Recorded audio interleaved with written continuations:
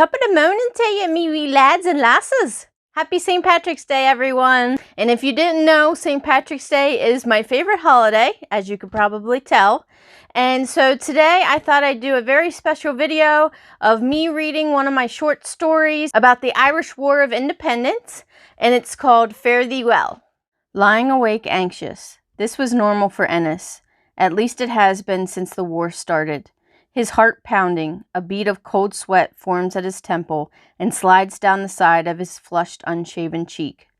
An immediate sense of paranoia overcomes his body. He tenses and holds his breath. Like his body is prematurely alerting him of danger, a loud whistle pierces the air, followed by continuous pounding and screams. The room is cloaked in midnight's darkness, but his eyes dart towards the vicinity of the doorway, and out of habit his right hand reaches for the shotgun under the bed. Ennis holds his breath and listens in silence. The front door cracks with an ear-splitting bang and bursts open.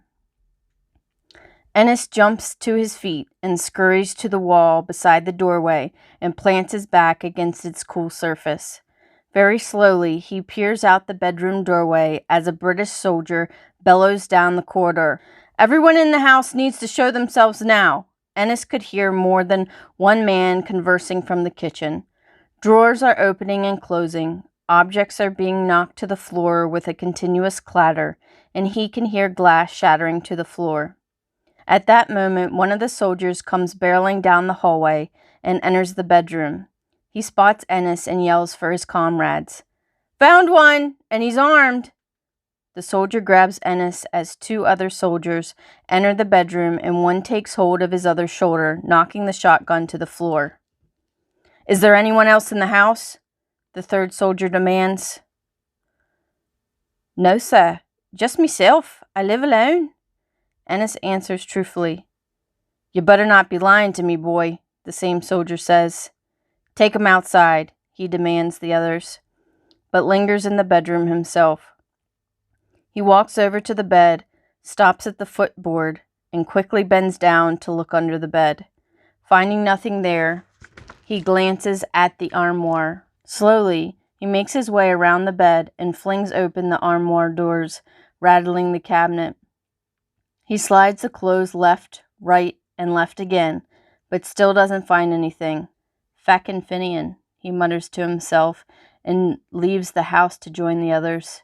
Screams echoing off the facades of the row homes can be heard all along the cobblestone. Men are lined up against the walls of their houses, and women and children are crying in the streets.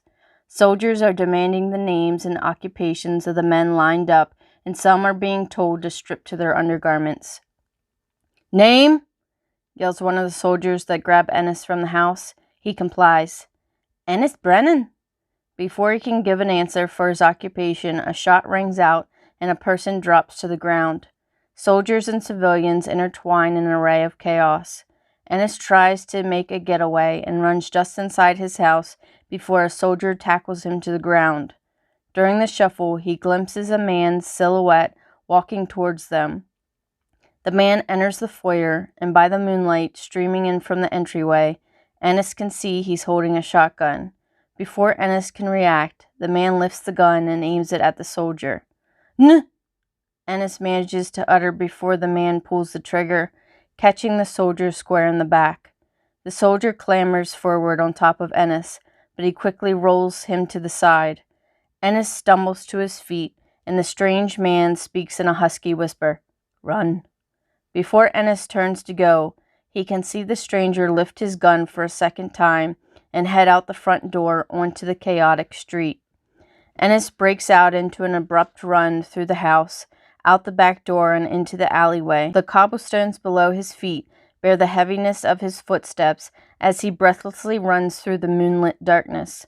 Approaching a side street, Ennis hears men conversing and begins to slow his pace. "And the bloody tans are taking over Frederick Street and they're heading towards the avenues."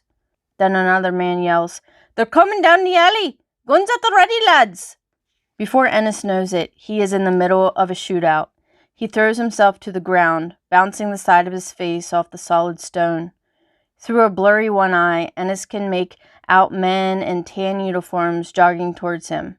"Grab the bastards!" he hears a soldier holler. Ennis is lifted to his feet by both arms, but stumbles with dizziness. One of the same soldiers that entered his house that night brings his face nose to nose with Ennis's. He can smell the dry odor of whiskey on his breath when the soldier smirks and says, "Take him back to the barracks." Ennis is placed at a table in a dim room with no windows. The air is moist and underfoot is a dirt floor splattered with blood stains. Ennis immediately gets a flashback to his soldier days in the Great War. He jostles his head, trying to erase the memory, and runs his hands down his face. The same soldier, smelling of whiskey, enters the room, taking the chair across from Ennis. "Name?" demands the soldier. "Ennis Brennan," he says monotonously. The soldier stares at him for several seconds before speaking. "One of our men was found murdered in your residence this evening. You wouldn't know how that happened now, would you?" "No, sir," Ennis says, starting to sound annoyed. "Right then. Well, we have a witness stating you ran back inside your home during the encounter." "What witness?" Ennis's voice begins to rise. "Me." The soldier smirks. Ennis straightens his chair. "Yes, I did go back inside, but I didn't kill anyone. A man was already in me house when I ran back in, and he shot the soldier dead in front of me. Then told me to run, so I did." "And who was this man?" the soldier inquires, unconvinced. "That's just it, sir. I don't know. I didn't see his face." The soldier becomes angry now. "That's because there is no other man. You killed Kevin, you bloody bastard." Ennis begins to object, but the soldier cuts him off. "Ennis Brennan, you are under arrest and will be executed for the murder of Kevin O'Neill, a captain of the British Army." Two soldiers came to retrieve Ennis and throw him into an empty cell across the corridor. One of them says, "Write your letters now, Finian, 'cause tomorrow you'll be drawing your last breath." The other soldier smirks and they both leave, locking the cell behind them. From the ground, Ennis looks around him. The cell smells of burnt flesh and mildew. Dawn's soft rays are peeking through the small barred window. A dilapidated cot sits to his right, and a small table and chair sit to his left under the window. He stands and can see a few sheets of parchment, a quill, and an inkwell sitting atop the table. At that moment, reality sinks in, and frustrated tears escape his eyes as he thinks to himself, "I survived 4 bloody years as a soldier in the Great War, and now I'm about to die in my own country for a crime I haven't even committed." Ennis puts his head back then and lets out a death-curdling bellow. As tears flow from his eyes, like sand in an hourglass, and memories begin to flip through his mind like pages in a familiar book. November 6th, 1920. Dear Sister Fiona, I am bidding you and the family farewell on this November day, as I will be executed in the courtyard tomorrow morning. I have been wrongfully accused of the murder of Captain Kevin O'Neill during a raid last evening, and will meet my death by the hands of British soldiers. I know this will come as a terrible shock to you, as it has also come to me. I sacrificed 4 years of my life as a fellow soldier. I never thought my destiny would be to die by the hands of the British within my own country 2 years later. But I ask you not to grieve for me, Fiona. It must be God's holy will that I should sacrifice my life for Ireland. It has been the dreams of my earliest youth to fight for my country. The music of the rifles have always been ringing in my ears and will continue to do so as I am executed tomorrow. All I ask now is for you to pray for me. I would not like to hear you crying when I am among the dead, so remember my sacrifice for our homeland and think of me always. From your loving brother, Ennis. And there's my story, Fare Thee Well. I hope you enjoyed it, and let me know down in the comments what you thought. I'm definitely up for some constructive criticism.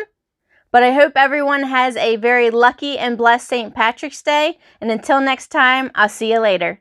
Thanks, guys. Bye.